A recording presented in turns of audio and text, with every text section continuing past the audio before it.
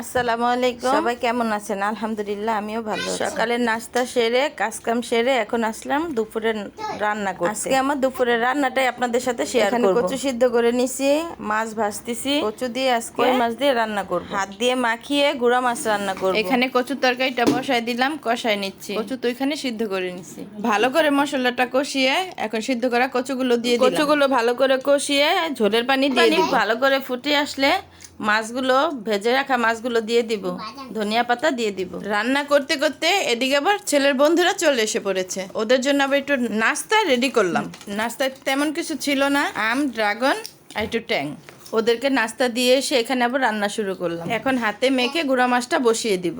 এই তো গুঁড়া মাছটা হয়ে এসেছে, এখন একটু ধনিয়া পাতা ছিটিয়ে দিব। হয়ে গিয়েছে, দেশ থেকে আনা একটু কচু ছিল, এই কচুটাও ভেজে নিচ্ছি। গোল গোল করে কচু ভাজাটা আমাদের কাছে আবার অনেক ভালো লাগে। আজকের রান্না বান্না এখানেই শেষ। আজকের জন্য বিদায় নিচ্ছি। সবাই ভালো থাকবেন, সুস্থ থাকবেন। আল্লাহ হাফেজ।